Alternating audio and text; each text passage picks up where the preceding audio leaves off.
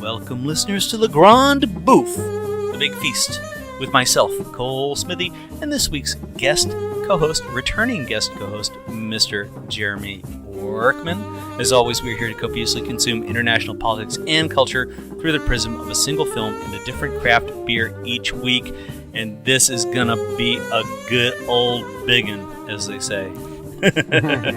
Welcome, Jeremy. Thanks for having me. I'm a repeat. Yes.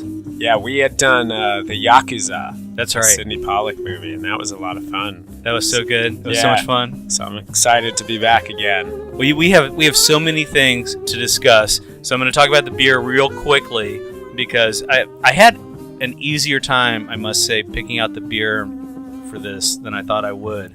I went to my local bodega thinking I was going to have to fall back on one of my standard IPAs. But I ran across Brooklyn Oktoberfest. It's still autumn.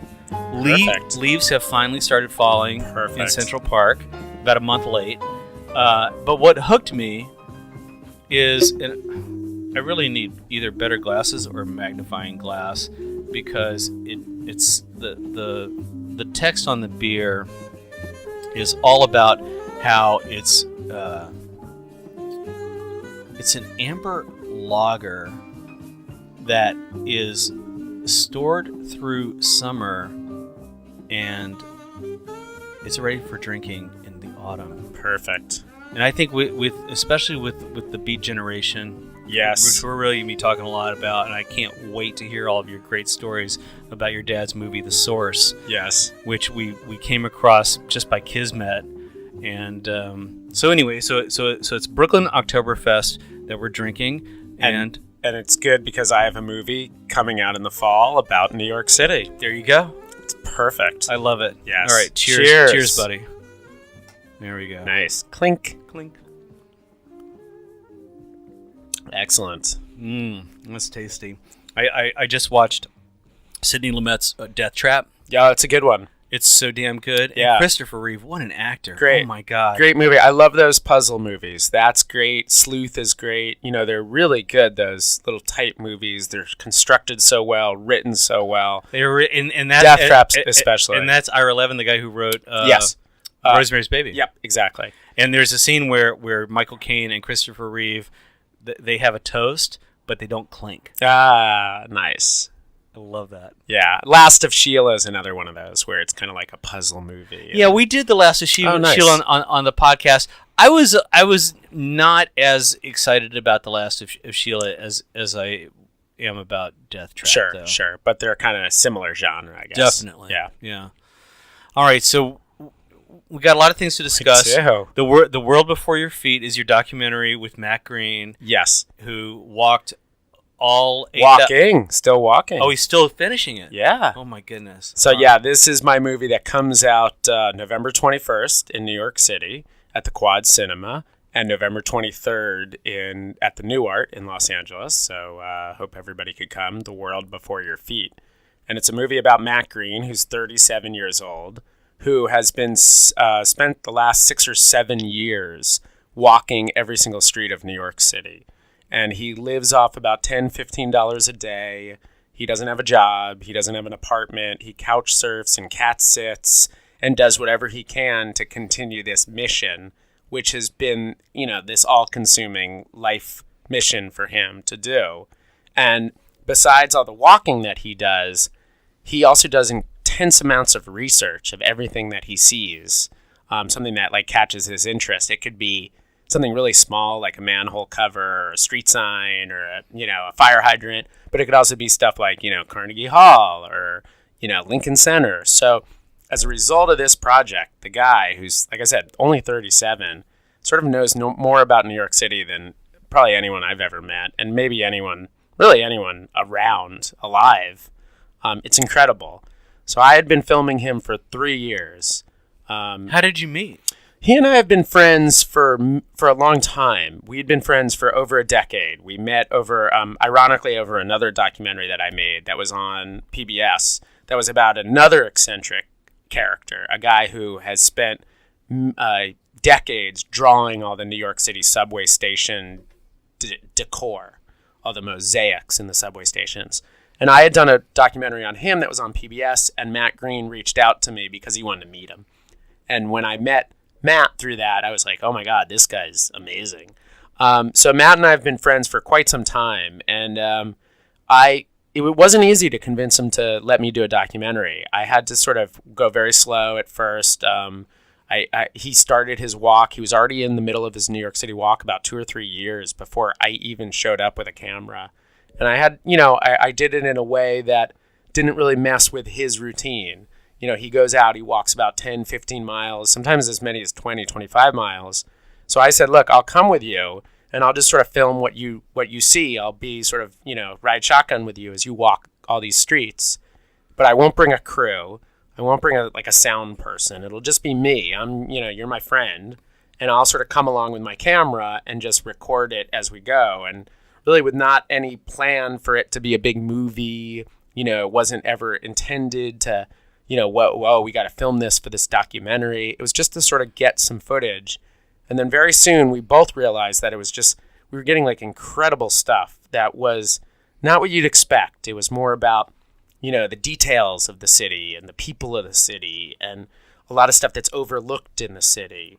Not the big scenes in Times Square or Park Avenue or whatever, but these little sort of like smaller grace notes of the city. And we started to get so much good stuff that it eventually evolved into a movie. So was it always for all the filming of this movie? Was it just you? Yeah, it was. Oh my goodness! I filmed the whole thing. I shot it essentially probably 95% of it handheld too, because I had started to use like kind of stabilizers to walk with him, and it was a little too cumbersome. So I basically stripped everything down and shot it handheld. And my routine was I would go and I would follow him. And maybe I would do maybe 7 to 10 miles. And then I would just usually get I was so exhausted that I would then peel off at about 1 o'clock in the afternoon. And then I would go do my normal job. What time would it start? He would often say oh, we're going to meet somewhere at 7 a.m. Oh, wow. Yeah, he doesn't walk every day, but when he's not walking, he's doing research. So he's always in the middle of this project. Yeah, and he has this really fascinating blog that he keeps. Yes. He's got a blog called I'mJustWalkin.com, which is really interesting because it's even in the movie. It doesn't get a lot of hits. It's not like it's some popular site. Even somebody in the movie says that only about 10, 12 people go to it a day. So he takes all these photos with his cell phone. He's a cell phone photographer. And whatever he sees that he's interested in, he takes a photo, then he goes back home and he researches it, and then he writes these really compelling and interesting sort of historical, entries about all these different things. He's a great writer. He's a great writer, and he's a great photographer. Mm-hmm. And this is just literally, he has no ambition other than doing this for his own project. He's not trying to showcase his writing. He's not trying to be a photographer. It's just that he's a really curious and interesting guy, and when he goes around and he sees something that's really interesting, it could be a tree, it could be a floodgate, it could be a sewer, it could be a manhole cover, all these little details of the city that sort of make up the texture of the city. He then writes these these entries about it. So I had I would just sort of go with him and film him and sort of capture this, and I filmed him for about over 3 years, and I filmed probably over 500 hours. Yeah, this is what I wonder about. Mm-hmm. So would you, after a day of going out with him, would you immediately go back and try and cut through what you had? Good question. Done?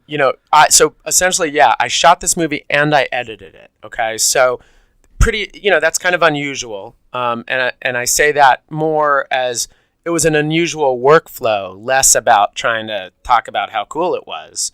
It was an unusual workflow that I was the person that was actually shooting it, and then I was editing it too, so I always knew what I had.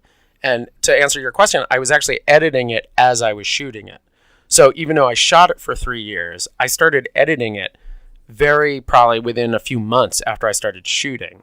So what what happened, it became this sort of really kind of interesting, organic movie, this documentary that's very unusual. It's not like a lot of documentaries out there because it's much more like theme driven. It's not about like, oh, is he going to finish the walk? And you see like check marks of streets and mileage meters. It's not that at all. It's more about the themes that sort of emerge as he walks through this city.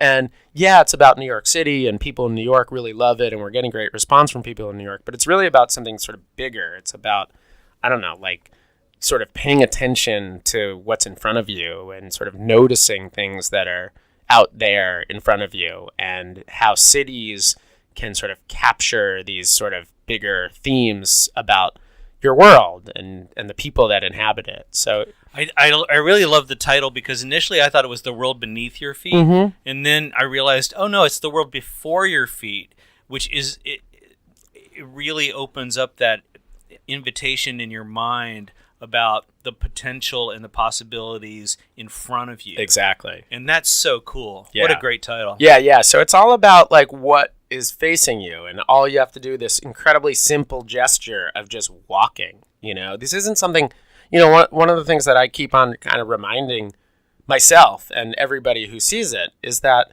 this isn't anything, he's not doing anything like amazing. He's not doing anything death defying. All he's doing is walking and looking around. And by doing something that's really that simple, he's able to sort of notice these things about the world that maybe other people don't. But there's so much great stuff in your documentary that adds these onion layers of complexity. I love the black guy that you interview, and he talks about how when he goes out walking, he has to carry a book and he has to dress a certain way. Can you talk a little about that? Sure. You know, there was when I started filming Matt, I started realizing that there was like a little subculture of other people who walk in cities religiously, and specifically New York City. And there was, first of all, some even of your listeners might be familiar with a guy named Bill Helmrich, who writes books. He's an older man. He's in his like 60s or 70s, and I interviewed him, and he's in the documentary, and he walks all the cities. He's also a college professor, but he writes books about walking. And then there was this really interesting guy from Jamaica whose name is Garnett Cadogan, and he's written a lot about his experiences of walking in New York City. And kind of like Matt Green, he just goes, and because it's about, for him, connecting with this city and connecting with the people.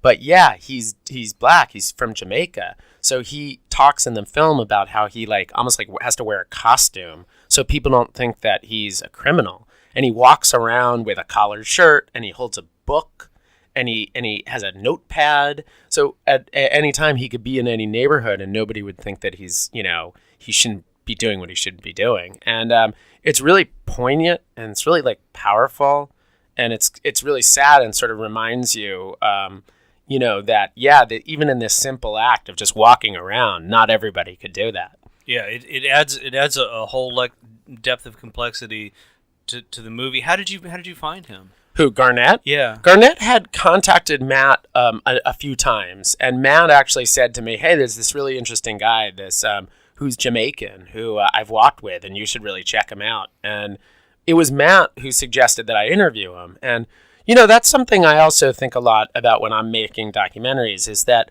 you know, a lot of documentary filmmakers, their subject is kind of like, you know, they have this sort of strange relationship with their subject, almost like they're writing a, you know, some sort of biography or journalistic thing. And I try to sort of break that up a little bit. I'm so glad you said that. I just want to interrupt you for a second, because that's one of the things I really appreciate about your documentary is your relationship is so transparent with Matt, and that really comes through. Yeah. You know, there's this, you just get it when you're watching the movie, this great symbiotic relationship between you guys, and nothing feels forced or even I don't know, like editorial. Yeah, you know? First it starts with the fact that he and I are just really close friends. Mm-hmm. But the other thing is this idea that we're kind of getting at, which is like I always sort of saw him as I was making a movie with him, not I was making a movie on him. And as a result of that, he took much more sort of agency in what we were doing. And he wasn't, you know, so he was aware that at all time I was making a movie on him, but he's also aware that it is sort of like this more organic experience between the two of us. When I was out filming, it's only me and him. There's nobody else with us. So would you run ahead of him? He would usually run ahead of me. Okay. And in fact, if anything, he would usually ditch me because he would not be waiting for the camera. Part of our understanding was that, hey, I'm not going to mess with your project. I'm here to observe you and film you, but I'm not going to interfere with it. So he really took that to. So there was no. Okay, can you walk across the street again? No. There was some times where he would say like, "Hey, we're going to be on this walk. There's this really interesting thing on Houston Street, so I think we'll get to it." And I'll be like, "Oh, awesome!" And I'll be like ready for it. Yeah. But most of the time, he was just doing his thing, and there would be times when he would point something out, like in the film, there's a scene where Matt points out all these synagogues, these Jewish synagogues. Oh, I love the Church of God story. I love it so much. It's awesome. Really interesting. It really is. It's that there's all these synagogues in New York City that have been since turned into other kinds of churches. And really, you wouldn't know about this unless you walked every street of the whole city. That's the only way you would know about it. So he would point it out. He would say, "Oh, here's a Church of God," and he'd point it out. He'd say something. I love that word. Yeah, he coined that. And then I would get my shots. I would need to get all this coverage because I'm making a documentary, right? I'd need to get my shots, my wide shot, my tight shot, my inserts, and then I'd turn around, I'd look for Matt, and he'd be a half a mile away. Oh, sheesh. Yeah, so it was really funny because here's a documentary about a guy walking around. You'd think that's the easiest thing in the world to film, but in fact, it was incredibly hard because he was just, he's not waiting for me. He's doing his own thing, and I was the only one, so I needed to always get all this material. I need to get coverage. And I found myself running around like crazy. I would do 7-8 miles and just be exhausted. All right, so this is a technical question, nerdy question, but what kind of camera did he use? It's not. It's a great question because it's very much, I think, part of the way that I was able to make the movie. Mm-hmm. So my background that we've even gotten into it last time I was here is my background is I'm an editor. That's sort of where I sort of developed my own kind of filmmaking kind of experience. So I've never really been a shooter. However, I decided I've shot stuff and I've shot some stuff on my own films, but I had never really been like, okay, I am the cinematographer of a project. But I decided to do it here. For a lot of the reasons that I mentioned, like he was my friend and all that kind of stuff. So I started with a Canon C300, which is this incredibly great camera and shoots 4K and you can change lenses and a lot of great documentaries are shot with it. And I would go out with Matt and it was way too heavy. So I suddenly was like, well, that's not going to work. So then I downgraded it to a Canon C100, which is a little smaller, but then I stripped it of the viewfinder, of the grip. I made it really, really light. And then I put the whole thing on a monopod.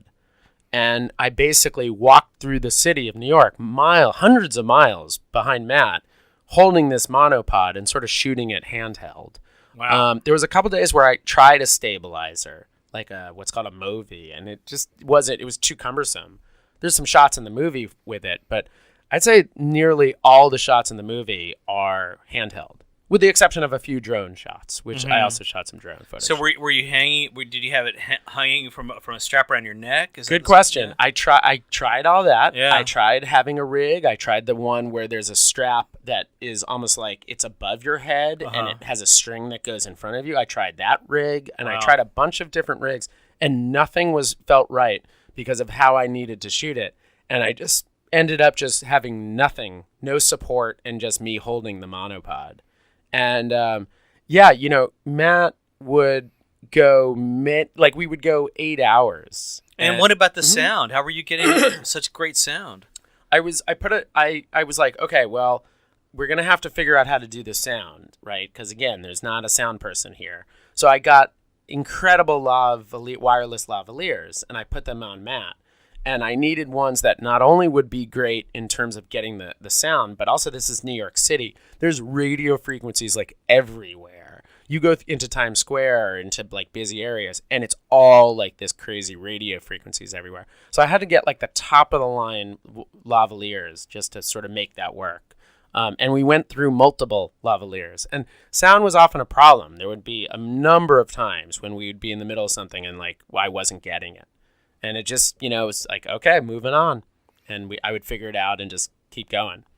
Isn't that the nature of all filmmaking? Yeah, totally. Like the challenges never stop. Yeah, totally. So it's like, oh, okay, we're just walking around Staten Island. That's how hard can that be? But then there'd be a million issues that would develop and come from that. So, yeah, it was a lot harder technically than I expected. A lot of documentaries are more, they're more. You have your shoot, you have your interview. Maybe you do a little verite scene where somebody's, doing a performance. But this was not that. This was always about this guy just walking through the city. So I'm like following him, and I don't know. You do have a little bit of that. The kid who raps. I love that scene. That's a great scene. Yep. And so you're catching all of that off of Matt's lavalier. Is that right? Yes, that's right. That's cool. Yeah, Matt, the other thing that's kind of amazing about Matt is one critic described him as a human greeting card.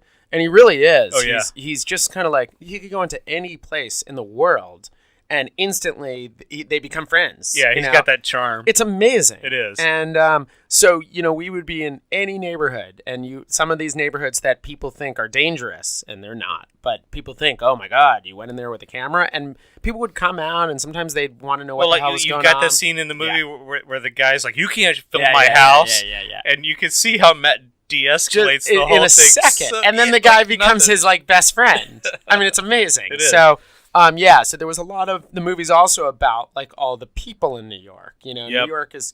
I mean, people forget about New York City in a way where New York is the most populated city in the United States by far. It's not even close. It's also incredibly big. People are used to seeing just Times Square and the ball drop and the Empire State Building, but it is so big. There are parts of East Queens and deep Brooklyn that are so far, and it just they don't look like what you expect. See, I'm so glad that we got to this, because this to me is one of the stunning aspects of your film, is that it gives, even as a New Yorker, you think you know New York because you live here. Well, guess what? It gives you so much dimension to what New York really is, and the fabric of the people, and just what you're talking about, how big it is. Yeah, and that was a big thing for me too. If there was one of the big takeaways for me, just in my own process, was when I started, I was like, oh, okay, I know what this movie's going to be like. We're going to see some cool parts of New York and some familiar places, and I got to make sure that we're at Lincoln Center, and I got to make sure we get Radio City and all those kind of obvious places. And then within the first day, we're in some East Queens, Queens Village, which is so far, and not you can't get there by subway. And I started realizing oh man, I don't even know my own city. I've lived here for years. I went to college here, everything. I don't even know my own city. And that was such the eye-opening revelation. And I'm glad you felt that way too, because I definitely want people to feel that they think they know New York. Well, you haven't seen it this way. Yeah. Well, and it brings us to something that we just touched on for a second before we hit record, which is about documentaries and what it takes to make a documentary and to craft a documentary. And there is so much craft that goes into creating any documentary, but your documentary, this documentary specifically, I think is very unique. I mean, when I watched it, I felt like I was seeing a very new, fresh documentary. It was something that I hadn't seen before, and I really appreciated the craft that went into it, because you can't underestimate anything. And when you're talking about things like having this relationship that you tapped into, that gives this great transparency to the film, and then all of these different aspects of capturing how Matt relates to people, mm-hmm. and how the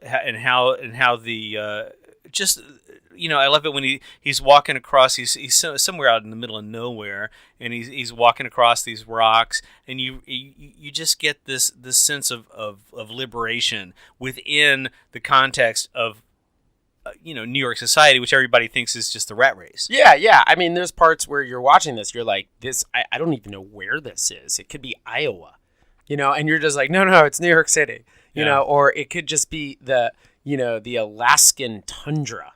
But no, it's New York City. But also, you include this personal aspect of Matt. We find out, we meet his family. Yes. We find out about his personal history and his brother who had the terrible. Was it a bicycle accident that he had? Matt had a bicycle accident, and his brother had like an aneurysm. Yeah. And those were sort of the movie in the middle of the movie. It starts getting into a little bit about Matt's background and why did this 37-year-old smart guy? He was an engineer, right? He was an engineer with a great job. And he finished college, moved up to New York City, had a great job, and he decides that he's not going to live that life, and he starts these kind of crazy walking projects. And it's easy to say like, oh, well, he's like this sort of modern day Thoreau, but on the other hand, I wanted to kind of dive into that a little bit deeper. And I go into, as you said, his family, and I go into his brother who had this sort of, overcame this very serious situation, this health scare. And I go into his ex-girlfriends, and I kind of dig into a lot of his personal side. The ex-girlfriend thing is amazing because you do not see that coming. Yeah. And it sort of comes out of nowhere. And it really anchors the movie. Yeah. I knew that would be a good scene. And I kept on saying to Matt as we were working, I was like, I got to get some of the ex-girlfriends. And he's like, I don't think so. And I was like, yes, I got to get it. And it was always like a sort of a funny joke between us that I needed to film the ex-girlfriends. Well, and you also got the cats, which I think is pretty cool too. The movie, there's a lot of sort of funny, and you can tell just from what your listeners can tell from what you're saying, is that there's a lot of sort of light stuff in the movie too. There's fun stuff, and Matt's really funny. He's not like some serious, self-serious, I'm on a mission guy. The thing he's about funny. The bar. I love the barbershop thing. Yeah. Everything that's got all the signs that have a Z in them. Yeah, like he's kind of a self-aware, and he's at times he's like stand-up comedian level funny. Yeah. And so I use that to my advantage in the movie, and the movie kind of like starts kind of like fun, and it's playful, and there's a lot of laughs in it.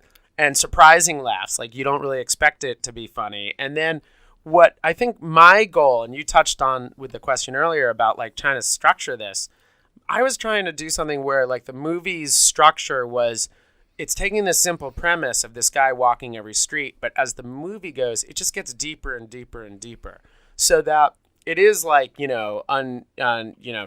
the onion, kind of that analogy, that as you're watching it, without even really realizing it, it's getting deeper and deeper, and it's suddenly getting into places you didn't expect to go, and you didn't expect yourself to think about. So that by the end of the movie, towards the end, there's scenes about 9/11, there's scenes about the cemeteries of New York City. There's things about all these sort of deeper things. I love the 9/11 stuff, and I have to say, I know I read some review where somebody was like saying, oh, well, didn't we get enough 9/11? And I think I was living in New York when 9/11 happened, and I remember all the posters around the neighborhood of all the missing people, and it was heavy. It was very heavy, and I found that Matt's discovery of all of the memorials around town to 9/11, I found that to be really important because that is the fabric of post 9/11 New York, and to see it come in this way from somebody who's walking it and experiencing it, I found it to be so organic and true. Yeah. Really true. I think that New Yorkers are going to really respond to that, maybe more than non-New Yorkers, because they experience 9/11. But the scene that you're talking about, it's like Matt, by walking every street, he notices all these memorials. A lot of them are like homemade, or they're paintings on murals on walls. Some of them are little patchworks in somebody's garden. And he takes photos and collects all the 9/11 memorials that he sees throughout the city. And they come in all shapes and sizes. Some are big, giant, official things, and some are like somebody wrote some little sign on their door. And only by doing this crazy walk could you actually accumulate all this, because you could never go out and say, hey, I'm going to just try to find every 9/11 memorial. You would only be able to do that if you walked every street. Exactly. So he does that. Yep. And that's what he discovers. Yeah. And that firebox with the fire in it. In Astoria. That's just amazing. It's amazing. It's amazing. Like, how do they fuel the fire? I don't even know. One of Matt's favorite 9/11 memorials, which I was there to film, was in Astoria, and it's right in front of a fire department, that no doubt lost people during 9/11, and they have a little tiny firebox. Not little tiny, but it's a regular firebox the size of, maybe a laptop computer. It's up on a wall, and there's two flames that are just always lit inside it. And you wouldn't even notice it if you don't walk by and actually see it. There's no reference to it. It's not like right out in the middle. It's just a very sort of subtle memorial to 9/11. And it's sort of what is really interesting about the movie in a way, and what Matt's doing is that you have to sort of notice the things. And when you look, you see all this kind of amazing stuff. All right, so there's one shot I have to ask you about toward the end where you get that helicopter shot of him walking.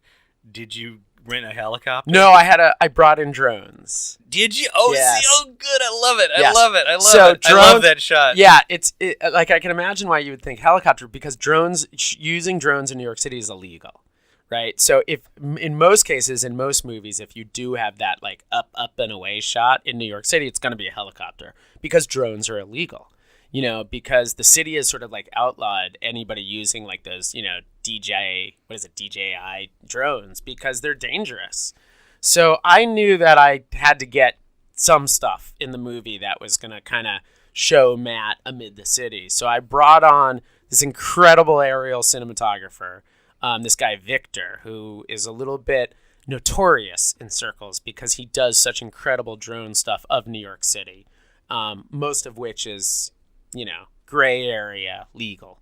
And he just gets incredible stuff, and I brought him on for a day, and we just got all these incredible shots. Wow. Yeah. Wow. So there were a couple things that I really wanted to get that kind of vibe. And, sure. And drones was one. And the other thing that I did was there's this scale map in Queens Museum called the Panorama. Yeah, of New York I've City. seen it. Yeah, it's amazing. Yeah, it's amazing. So cool. It's for those that don't know, like your listeners, it's this giant scale model of New York City that was made for the World's Fair. 64, right? Yeah, and they built. It has over 1 million buildings in it, and it's the whole model is maybe the size of like, I don't know, maybe like a baseball diamond or something like that. So it's huge, but it's not. It's contained in this space.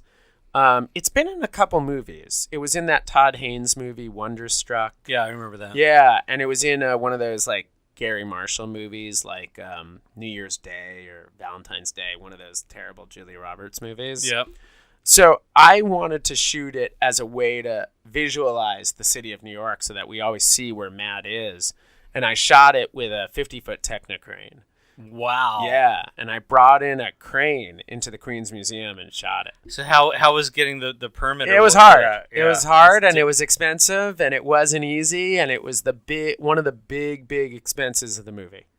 To get a crane in with, and also it was so different from how the rest of the movie was made. The rest of the movie was just me just filming, but then suddenly there was this scene where suddenly now we're shooting a Techni Crane in the middle of a museum over a priceless artwork. Can I ask you what the budget for the film is?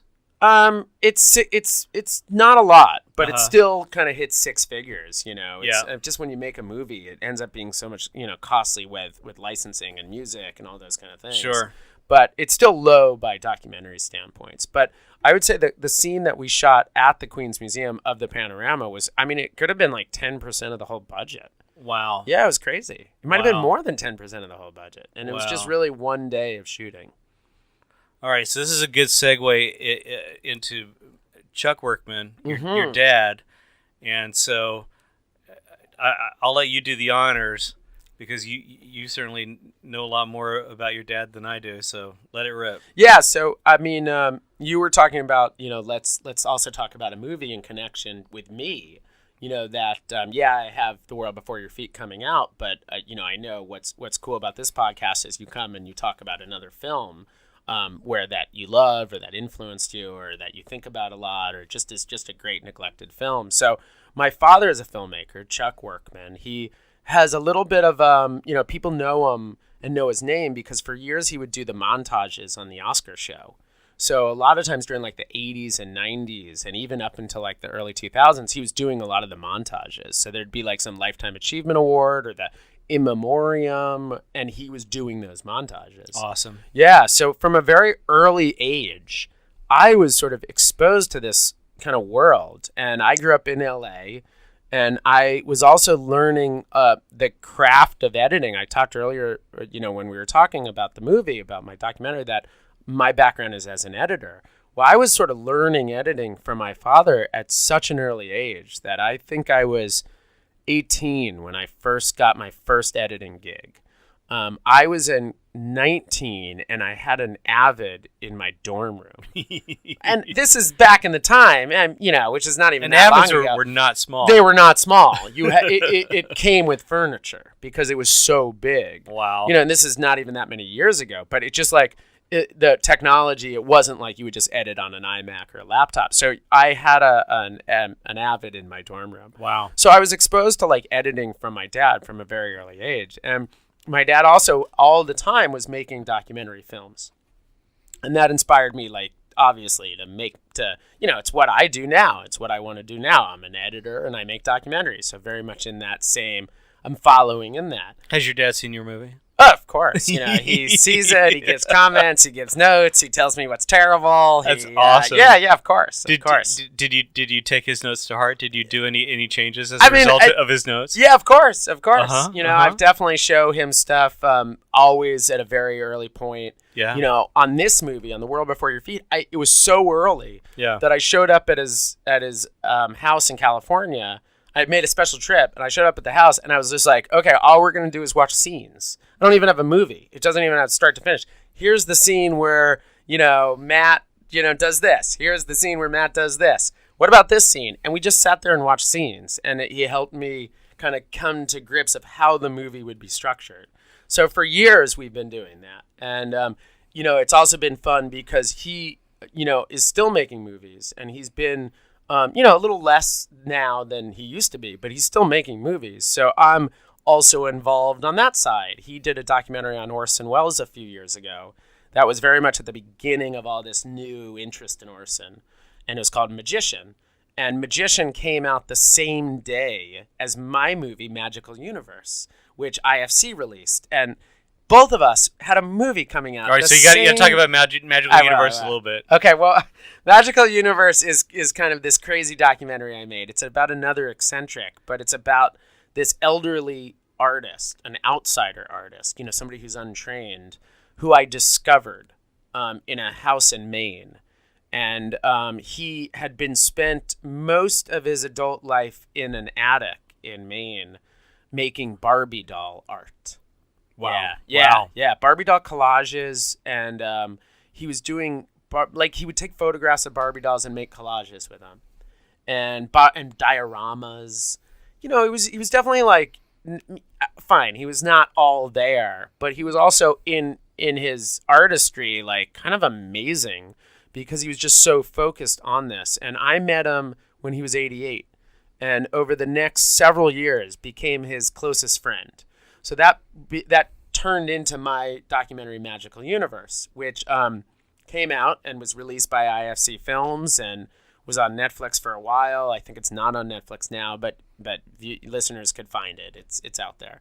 But what was awesome, getting back to my dad, is he had this movie Magician on Orson Welles. I had Magical Universe. They even had the similar title, and they both came out the same day. What kismet. Oh, it was awesome. So we did some like press on that together, and that was really cool. Awesome. But I would say the biggest movie of his that had a real influence on me is his documentary, The Source, okay, which came out in the late 90s, and it's about the Beat Generation.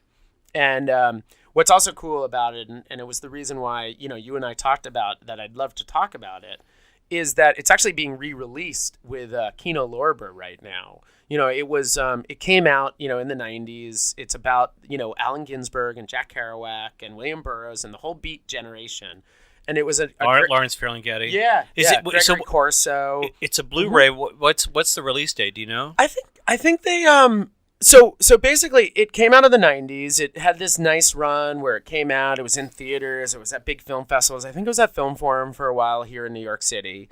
And then over the years, it just kind of, did what every movie does, where it just kind of disappears a little bit. But now Kino Lorber, which has this, terrific home video stuff and great DVDs. I mean, other than like Criterion, they're like sort of the next in line in a way, and they're re-releasing it. I want to say that they have re-released it to iTunes and Blu-ray, and it might, maybe just iTunes is out now and Blu-ray's coming or something like that.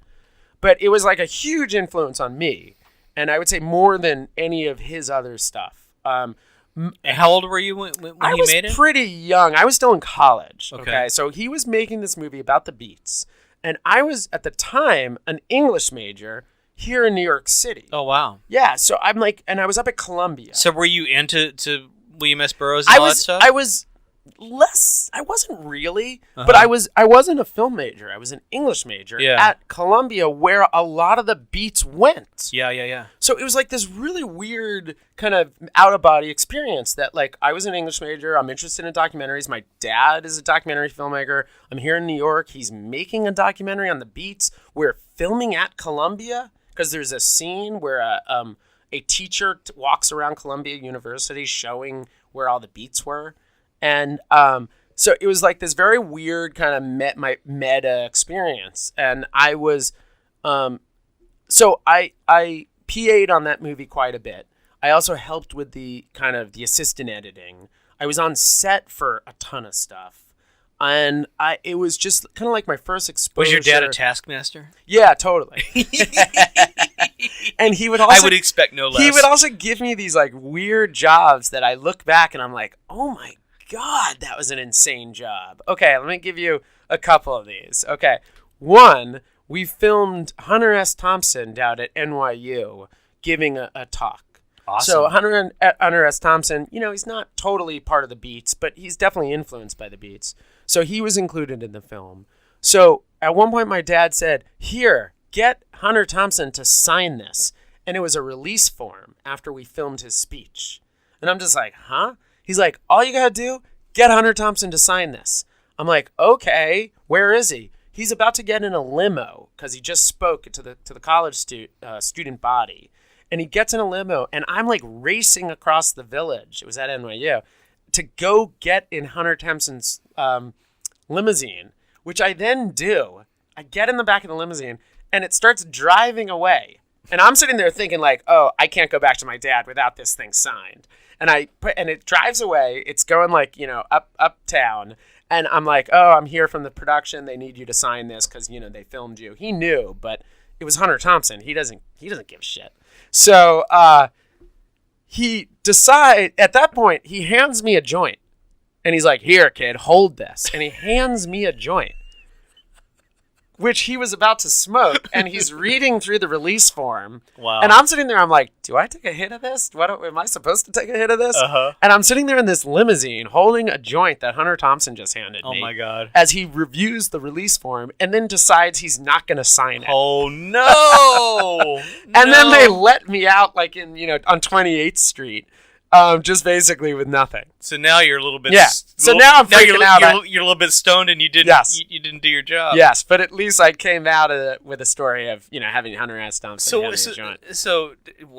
But what happened with your dad? I just went back to him. I said, "Look, the guy didn't sign it." He's like, "I didn't think he would, but I figured I would see if you could get him." This is what I love about this story is I would have thought that Hunter S. Thompson would have been so stoned that he would have just signed anything. No, those Beat guys, they could care less about anything. They were so kind of in their own world. I was on this shoot for it was a whole year practically, and the movie's really interesting. Everybody should check it out. It's called The Source. The Source. Yeah, and it's really great. I mean, I want to talk more about the movie as we go along, but I want you to tell your stories. So I was basically, kind of with him the whole time he was shooting it. We were shooting in Worcester, Massachusetts. I think it was Worcester, where Jack Kerouac was buried. Okay. Was it Worcester? No, I'm sorry, Lowell. Lowell, exactly. So we were shooting in Lowell, We shot all over New York City. We shot with Allen Ginsberg in Times Square. We shot all these poetry readings with Ferlinghetti, with Gregory Corso. We shot William Burroughs in what may be, I think, one of his last interviews. So there was also these great recreations. Dennis Hopper does recreations of William Burroughs. John Turturro from does Naked Lunch. Exactly. John Turturro performs Allen Ginsberg, and Johnny Depp. Yeah, and Johnny Depp. And Johnny Depp's great. Love Johnny Depp. And he does Jack Kerouac. So it was this, like, for me, it was just, obviously awesome because I'm watching this documentary being made that also is about these incredible writers.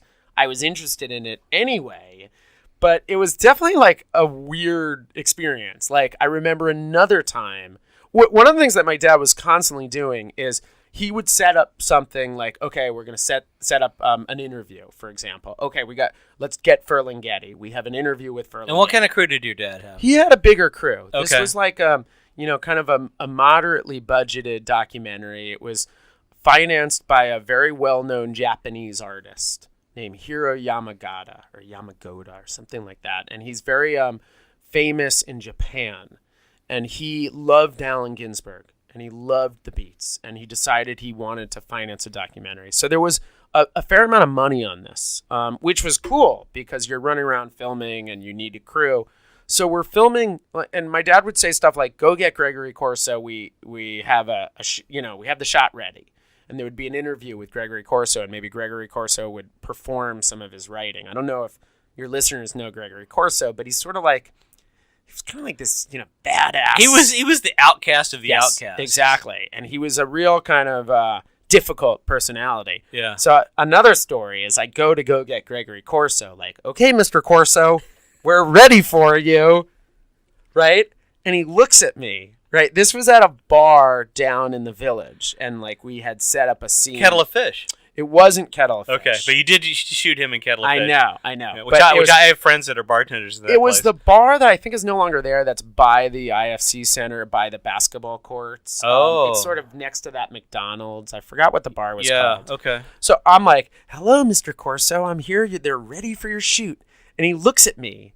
And can I swear? Of course you can. He looks at me, and he's totally hammered. Uh-huh. He's completely drunk. Yeah. And he's just like, you faggot! Oh, shit. And I'm just like, huh? What? What? What? And he starts picking a fight with me and calling me a faggot. Oh, my God. It was insane. That's crazy. In the middle of this bar with all these people, and I'm just like, I have no idea what the hell's going on. Oh, my God. What did you do? I mean, first thing I wanted to protect I was like, I don't even know how to answer, what to do here. How could you? Yeah, it was so bizarre. Wow. I have, for no particular reason, I've always had 2 earrings. Uh-huh. And he was like, I see you with your 2 earrings, you faggot. It was insane. It's so crazy. And also, what do you got against faggots? Come on. Exactly. What the fuck's your problem, man? Exactly. So that was kind of like often how things went. It would just be like insanity. And, you'd be dealing with these like famous, icons. Like I said, Hunter Thompson or Ginsberg and you would be seeing them in these like weird, strange circumstances. Well, it's interesting to me because everybody had such a different temperament. Burroughs' temperament is very different from Corso. Yes. And I like the scene in The Source where there's a woman talking about how, all of the women, all the female hangers-on, they all had the same look. And then your dad is showing these girls, and they're very different. Yeah. So he's not putting a fine point on it, but if you're watching, you notice that what this woman is saying is actually not true. Yeah. That everybody is very clearly an individual, and if anything, the defining factor, of these people is that they're all unique. Yeah. I think also one of the big takeaways that I took from just seeing the movie being made, and even affects me now and is relevant to The World Before Your Feet, which is that documentary really is this editing art form. It's about editing challenges and how do you construct stories out of editing. Fiction film, narrative film, is kind of a constructed. It's written. It's about the word, or it's the written word, the script. Whereas documentary is about editing, and editing is this thing that is only relevant to cinema, right? It's not, you don't have movie editing in any other medium other than movies, right? And just this idea that you're taking all these moving images and you're putting them in this order, and that creates something.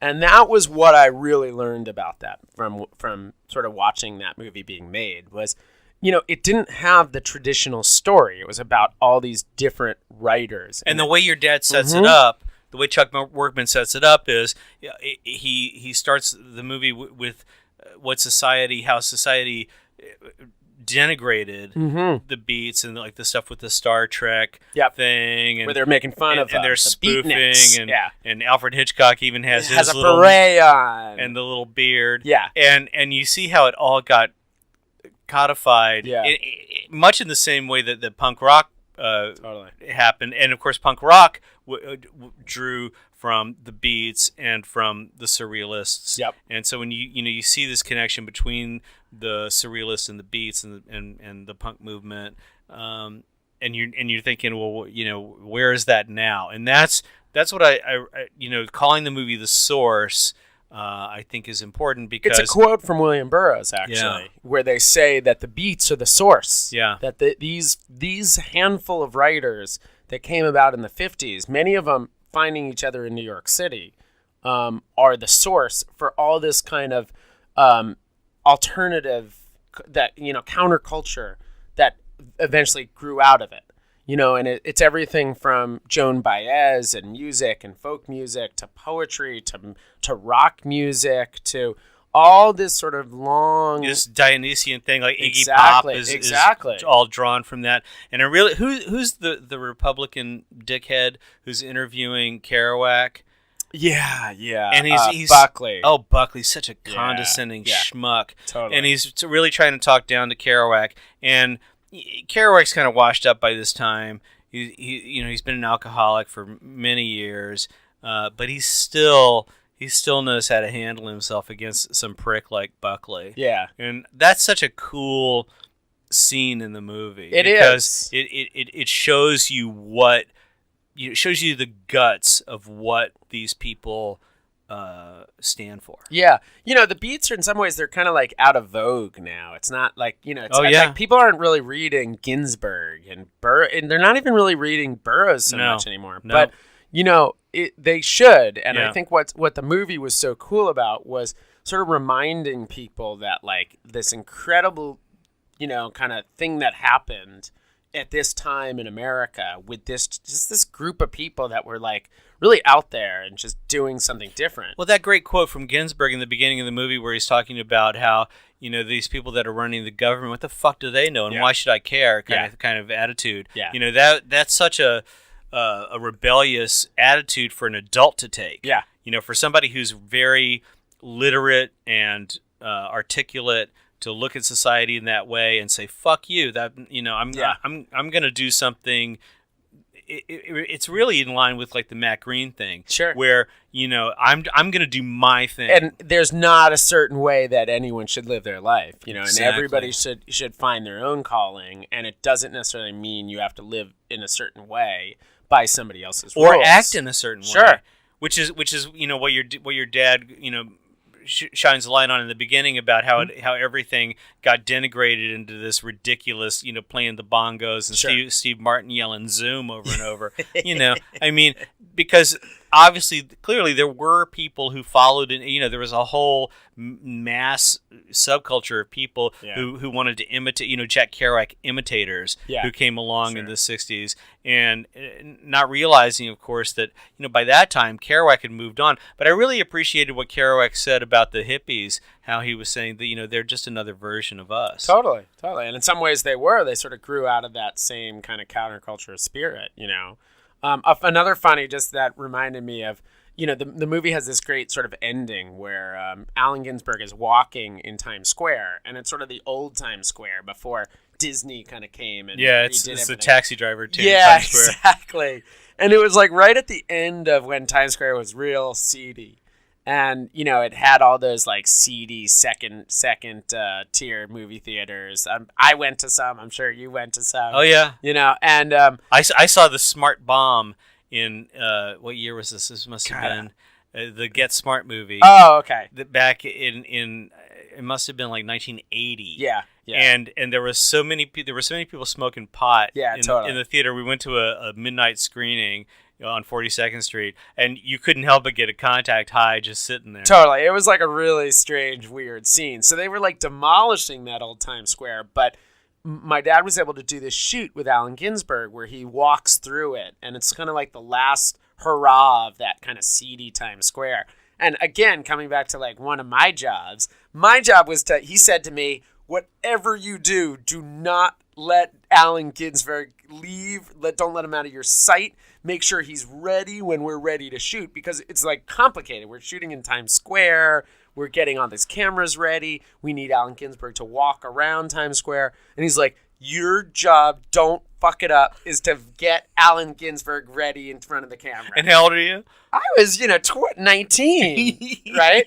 And of course I fucked it up. Of course they couldn't find Allen Ginsberg. Of course he disappears. Of course he wanders off. Who knows what he was doing?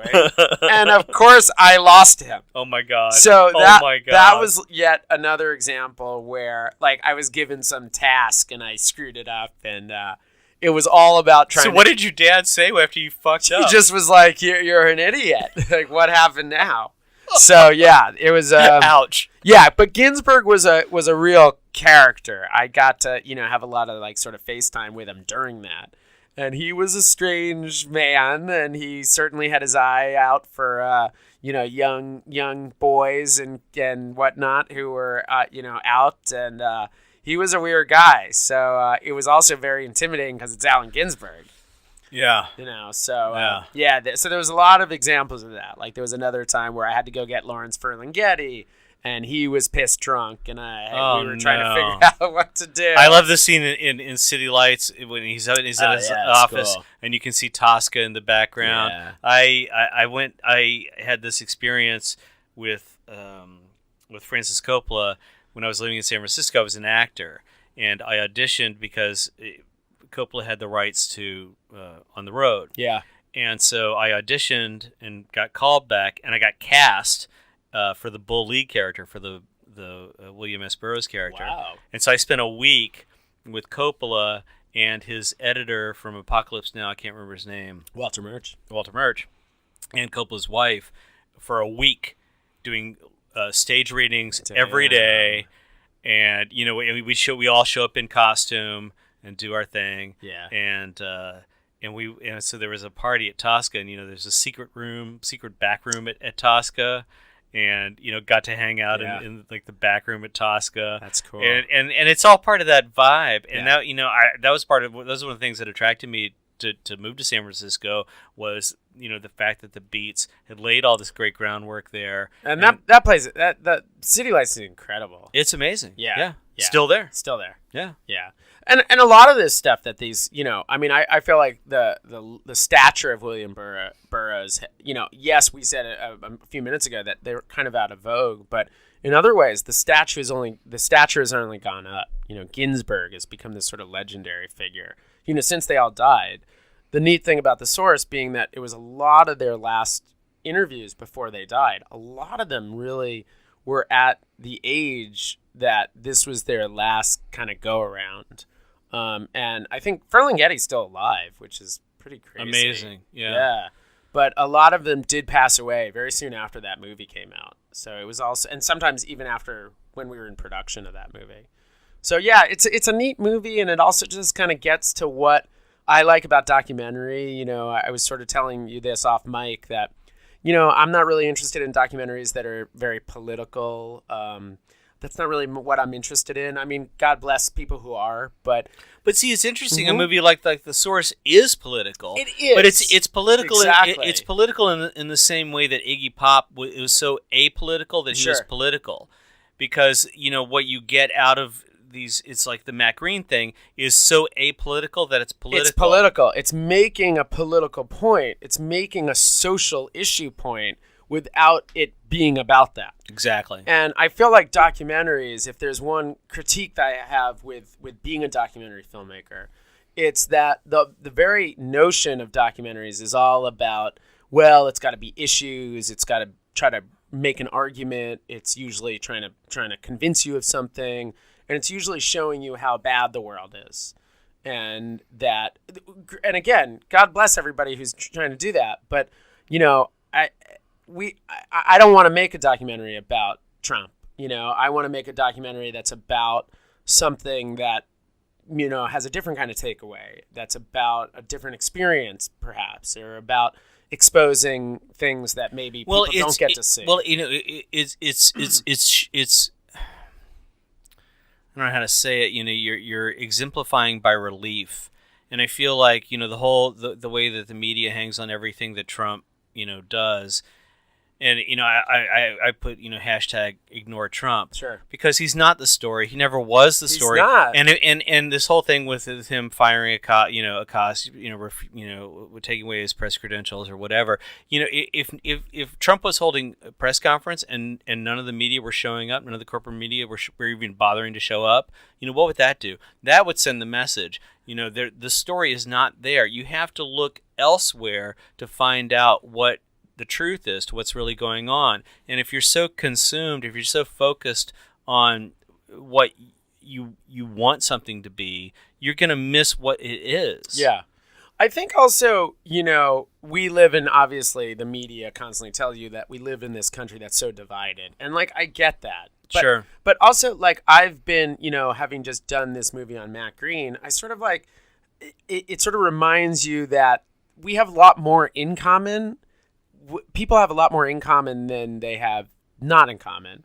And that people are much more than just how they're defined.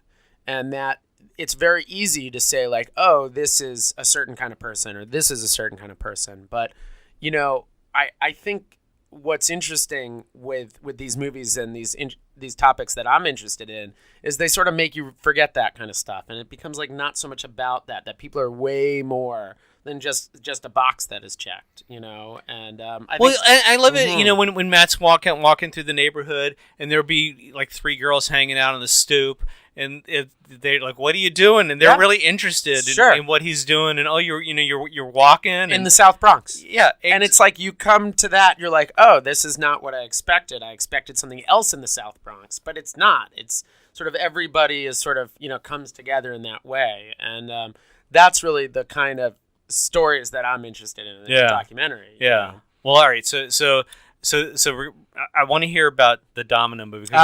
Before we started, we had this little conversation where everything was just clicking, and somehow the domino effect or dominoes came up, and voila. Yeah. So Cole had asked me what I was telling you about what my next documentary is, and even though I've been finishing The World Before Your Feet and hasn't even come out yet, it comes out next week, but I am knee deep already in shooting my new film, which is it's tentatively called Lily Topples the World, and it is about a 19-year-old girl named Lily Hevish, who is the world's greatest domino artist.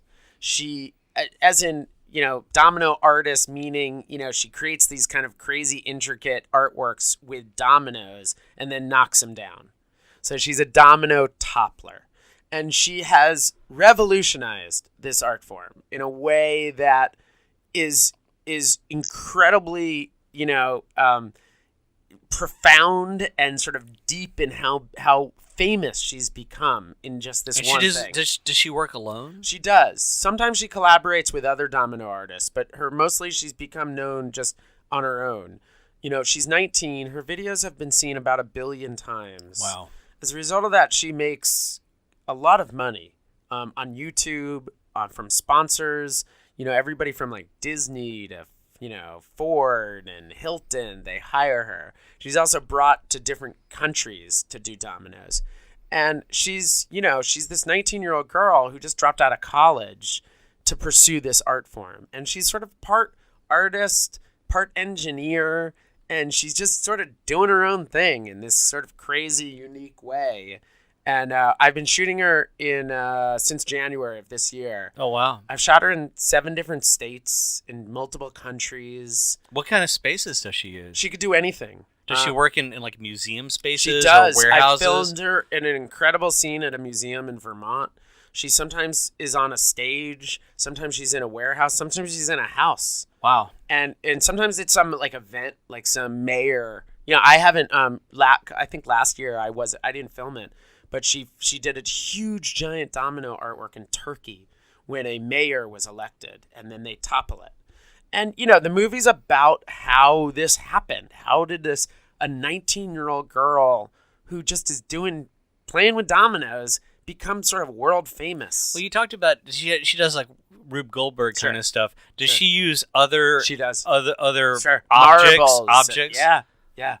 And she's kind of does she sketch out her stuff before she does it? She does. And she's Wow. kind of like this kind of mix of an artist and an engineer, like I said. And it's just sort of killing it. It's sort of crushing it in her own world. So I'm doing a film on her that, you know, it'll probably be a little bit more of like maybe a little bit more family friendly than some other docs.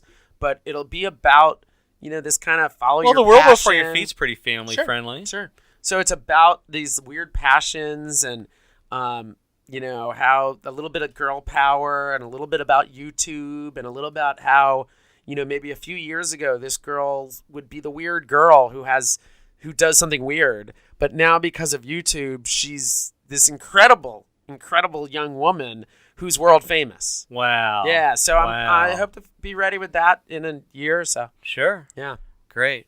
Well, I want to thank you so much for coming on. I talked a lot. Yeah, I mean, and our guest and myself are all the richer for it. I really appreciate you coming on Le Grande Bouffe, the Big Feast, and so Thanks for having me. I want to encourage. Yeah, anytime you want to come back, just let me know. Anybody that you want to send over from your side, any of your colleagues that you think would have fun on the show, send them on over. And of course, we were drinking the Brooklyn Brewery Oktoberfest, which is a very tasty beverage. It has a copper color. It's very pleasing to the eye and to the taste buds. If you are any of our listeners in places like Dubai and Japan and Ireland and Canada and all over the world, Africa, you're so inclined to visit colesmithy.com and hit that Patreon button.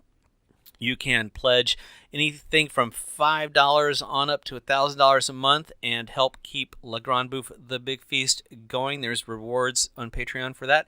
And I encourage everybody to turn their cell phones off whenever you get the chance, but especially when you're walking, driving, riding a bicycle, or watching a movie. Or seeing The World Before Your Feet, November 21st. Darn right. Don't miss it. And if you go to colesmithy.com, you'll read my glowing review, because I really do love this documentary. It is such a spectacular and people can documentary. Find it and find information about it on the website theworldbeforeyourfeet.com. And then there's also The Source, which is going to be released on Kino Lorber by Chuck Workman. And I think that's kinolorber.com, and it's right there in the home video section. Great. Look it up. Awesome. Thank you. Thanks, everybody, for listening.